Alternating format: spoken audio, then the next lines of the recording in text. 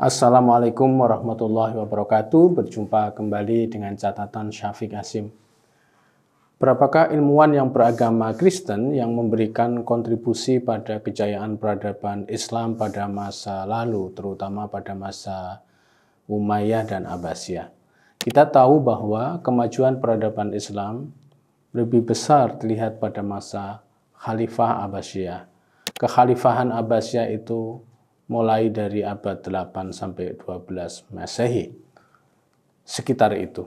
Jangkauan kekuasaan Abbasiyah tidak hanya di kawasan Timur Tengah, namun juga sampai ke Eropa. Salah satu wilayah Eropa yang menjadi pusat dinasti Abbasiyah dan sekaligus juga menjadi pusat pengembangan keilmuan pada masa itu adalah Spanyol.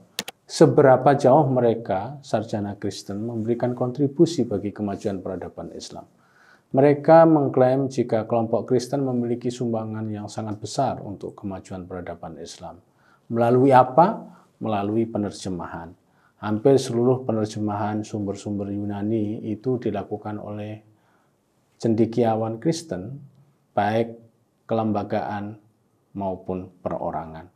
Kita tahu bahwa akses keilmuan di dalam tradisi Islam itu melalui wasilah sumber-sumber dari Yunani dan juga sumber-sumber dari Mesir dan Persia. Jadi proses penerjemahan dimulai dari bahasa Yunani ke dalam bahasa Syriak, lalu dari bahasa Syriak ke dalam bahasa Arab. Lembaga-lembaga Kristiani misalnya saat itu yang berperan adalah Sekolah Nisibis, School of Nisibis. Sekolah Nisibis ini lembaga pendidikan yang berdiri di Nisibis, di Nusaybin sekarang, wilayah Turki, pada tahun 350 Masehi. Sekolah Nisibi ini merupakan pusat gereja timur, bukan gereja barat. Sekolah ini mengajarkan 3 hal, teologi, filsafat, dan kedokteran. Pada tahun 360 Masehi, Persia menaklukkan Nisibis. Para guru sekolah ini lalu pindah ke Edessa, wilayah Mesopotamia. Selain sekolah Nisibis dan Edessa, Akademi Kedokteran dan Rumah Sakit Jundisapur juga memiliki peran. Lembaga-lembaga di atas yang notabene adalah lembaga-lembaga Kristen pada masa itu berkontribusi pada kemajuan ilmu pengetahuan dan peradaban Islam.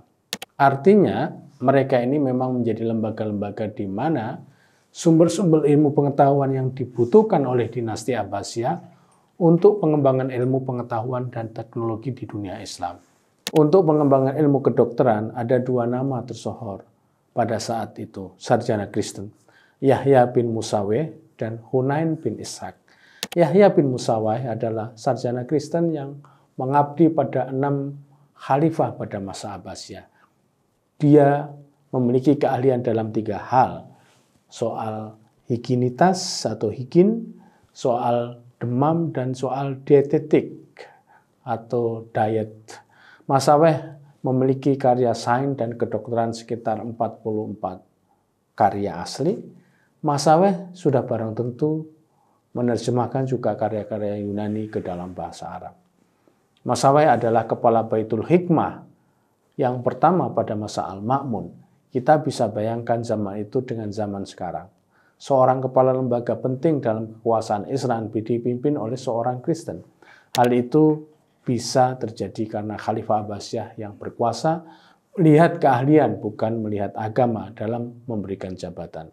Hunain bin Ishaq atau juga disebut Johannitius adalah ahli kedokteran utama pada masa Abbasiyah.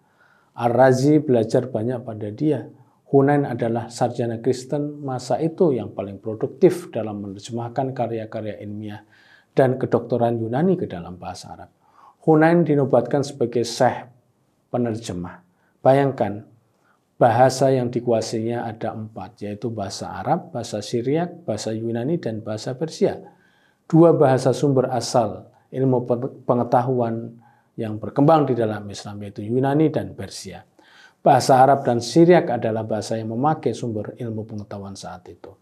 Selama hidupnya, Hunain menerjemahkan sebanyak 116 karya terjemahan para filosof Yunani seperti Plato, Aristoteles ke dalam bahasa Syriak dan juga bahasa Arab. Dia menulis karya 36 buku dan 21 darinya itu adalah bidang kedokteran.